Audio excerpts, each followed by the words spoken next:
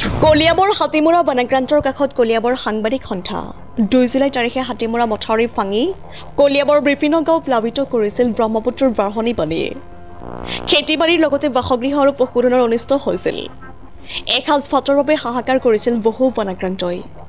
আজি হাতীমূৰা বনাক্ৰান্তৰ কাষত নিজে বনাই এসাজ অন্ন খোৱালে কলিয়াবৰ সাংবাদিক সন্থাই কলিয়াবৰ সাংবাদিক সন্থা কলিয়াবৰ এটা অগ্ৰণী অনুষ্ঠান আৰু বহু পুৰণি অনুষ্ঠান আৰু কলিয়াবৰ সাংবাদিক সন্থাই বহু ক্ষেত্ৰত যিসকল দৰিদ্ৰ সীমাৰেখাৰ ৰাইজেই হওক বা দৰিদ্ৰ সীমাৰেখাৰ তলৰ ব্যক্তিসকলৰ লগত আমি বহু সময়তে ৰাইজৰ কাষত থিয় দি আহিছোঁ আৰু বহুখিনি আমি ছাত্ৰ ছাত্ৰীকো পাঠদান বিনামূলীয়া পাঠদানৰ লগতে যি ব্লাড ডোনেশ্যন কেম্প আদিসমূহ আমি কৰি আহিছোঁ আৰু আজি কলিয়াবৰ সাংবাদিক সন্থাই যি 2024 বৰ্ষৰ 2 জুলাই তাৰিখে যি কলিয়াবৰ হাতীমূৰাৰ বান্ধটো ছিগি পেলাই কলিয়াবৰৰ বিভিন্নখন গাঁও ব্ৰহ্মপুত্ৰ পানীয়ে প্লাবিত হৈছিলে সেই প্লাবিত হোৱাৰ বানপানীৰ ৰাইজৰ কাষত আমি আজি থিয় দিছোঁহি আজি আমি বৰ্তমান উপস্থিত আছোঁহি হাতীমূৰাৰ যি মূল কলঙৰ মুখখন ভাগি পেলাই যিসকল বানপানীত আক্ৰান্ত হৈ থকা ব্যক্তিসকল আছিলে সেই ব্যক্তিসকলৰ ওচৰত আজি আমি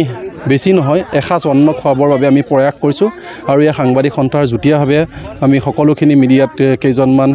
স্থানীয় লোকো আছিলে শুভাকাংক্ষীৰ সহযোগত আমি আজি কলিয়াবৰ সাংবাদিক সন্থাই হাতীমূৰাত আহি পেলাই আজি এমুঠি অন্ন দিয়া ব্যৱস্থা কৰিছোঁ আৰু খুব সুন্দৰভাৱে আজি আমাৰ যি কাৰ্যসূচী আছিলে কাৰ্যসূচীটো পাৰ হৈ গৈছে আৰু আমি কলিয়াবৰ সাংবাদিক সন্থাৰ ৰাইজৰ লগত এতিয়াই নহয় আগৰ পৰা আছোঁ আৰু ভৱিষ্যতো আমি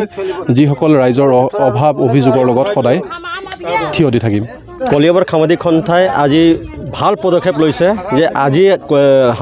কলিয়াবৰ হাতীমূৰা বান্ধৰ যোনটো আজি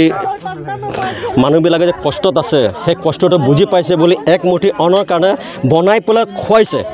যাৰ কাৰণে ভাল পদক্ষেপ লৈছে আৰু এনেকৈ মই বিচাৰোঁ যে প্ৰত্যেক দুখীয়া মানুহৰ ওচৰত আমাৰ কলিয়াবৰ সাংবাদিক সন্থাই উপস্থিত থাকক আৰু সিহঁতক সহায় সহযোগ কৰক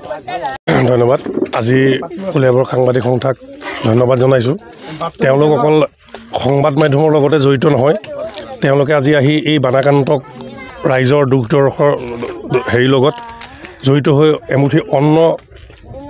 খুৱাইছে তাৰ কাৰণে তেখেতসকলক অশেষ ধন্যবাদ আৰু আগন্তুক দিনতো তেখেতসকলে যাতে